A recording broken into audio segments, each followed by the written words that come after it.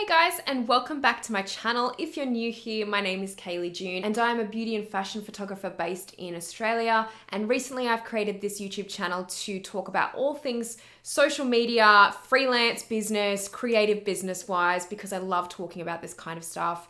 And I really wanted a channel to express all my views around it. So today we're going to be talking about Pinterest, and we're going to be talking about how I regularly achieve around 100,000 views or more on Pinterest without putting in a lot of effort. Now, I think that we just need to put out there in the open initially for this video, first off, there's always going to be a little bit of effort required. I'm talking about minimal effort, but there's still effort required in doing this, and I definitely recommend having a bit more of a routine or schedule for integrating Pinterest into your business, because there will be things that you need to do on the regular to keep this up. If you just basically stop and don't post anything or forget about it for a while, then obviously your views are going to be going down on Pinterest like they would anywhere else on the internet. We're going to get a little bit more into it today. Now, in saying this, I usually tend to reach around 200,000 or more, but I believe I'm sitting at around 100,000 at the moment. So for the sake of this video, we're just going to say 100,000 or more on the regular. I want to go through a few tips today that I find really help with this, and the tips that I find help drive traffic for my business and drive traffic to my website. So whether that's Instagram, whether that's YouTube, or even my own blog, this is what I'm talking about when I say about driving traffic to your business aspects online. So we're going to go straight into it, and I'm going to talk about some of these tips right now. So the number one thing that I do to make sure I get really good regular traffic on Pinterest is I make sure that I upload my best content and I upload my own pins. So I design my own pins and I actually upload new content. So it's important always to pin other people's content and repin other things that you see on Pinterest. And I'm going to talk about that very shortly. But it's really important. I think it's imperative to be able to upload your own content, because it's going to really help get you found on Pinterest. And one of the things that I like to stick by is uploading some of my best content, and I do this regularly. So some of my photo shoots that I'm doing as a photographer, I like to upload quite regularly and make sure that I've got a bit of a cycle going on there with uploading new content and uploading new pins. This is going to help with the algorithm, and it's going to help your work get seen quicker and your business become more viewable over Pinterest.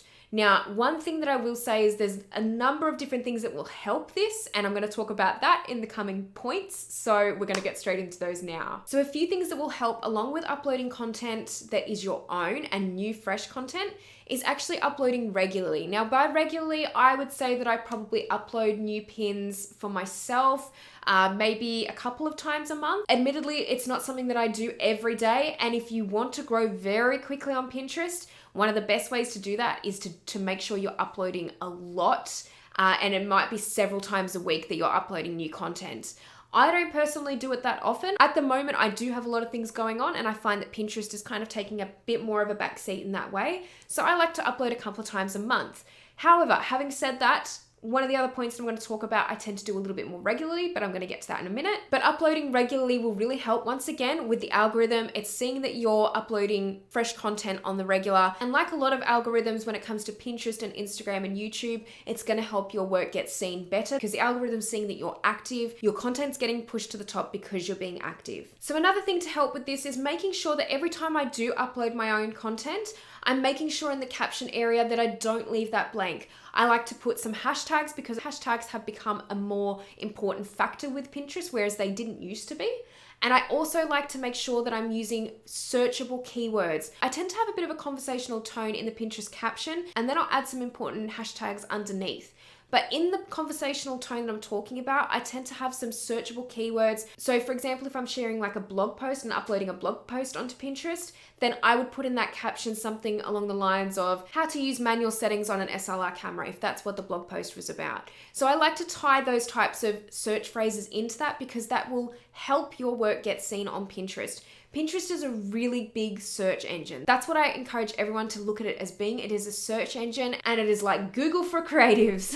So I tend to make sure that everything that I put up there is very searchable, and it becomes easier for people to find my work. Now, something else that I also do along with this that I was kind of hinting at before is actually repinning other people's content regularly. So this is something that you can really do most days, and it's something that I tend to do a lot more often than uploading my own content every day, even though that's definitely something that you can do if you want an even bigger audience on Pinterest. But I like to repin a lot on Pinterest, and I try to do this every couple of days, if not more regularly than that. And sometimes this only takes a really short amount of time to do out of your day, like just to repin a few people's pins. I have a lot of boards on Pinterest as well that I like to repin to, so a lot of photo shoot inspiration boards. So if you're a graphic designer, for example, you might have like an inspiration board for graphics or for logos and things like that.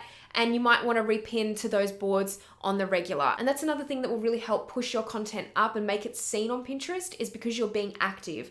And whether that is uploading your own pins or repinning other people's pins, it is a really good way to do both of those things to help your content get seen. And then the last thing I'm going to talk about is integrating video pins or linking to videos on YouTube even. So a lot of people forget that you can actually integrate Pinterest in linking it to your YouTube channel if you have one, or linking it to your Instagram or wherever you might want to link it to. It doesn't always just have to be linking it to your own website or linking it to Instagram and Facebook. And that's what a lot of people tend to forget, is that there's also YouTube, and then there's also a couple of other social media sites that you can move into the mix there. Also, video pins. Now, video pins are becoming bigger and bigger on Pinterest. They're very addictive to watch. I know I find myself, when I'm searching on Pinterest, my eye goes straight to video pins because it's moving, because it's flashing, and things are going on there, and that tends to grab my eye a lot more than just a normal pin a lot of the time. So I definitely recommend integrating a few video pins of your own content. Don't always feel like you just have to design a normal visual pin. It always does have to be visual, but definitely integrate some video content, because that will help, once again, your work gets seen. It will draw people's eye to your content more quickly. So guys, these are just a few tips on how I'm managing to get around 100,000 views on Pinterest on the regular. This is something that I've been sticking to for quite a while already, and it seems to be working. It seems to be going very well in the background. If you don't feel that you have the time to dedicate to Pinterest like you want, this is a really good way to start, I guess, getting yourself into a routine of using Pinterest without going too hard at it or spending too much time on it, trying to use the platform to your advantage. There are ways to use it to your advantage still, but to a lesser extent. If you want to grow even more on Pinterest, then you need to be doing these things more regularly and more consistently. Always. I think consistency and everything really does come down to consistency at the end of the day, and how regular you are posting.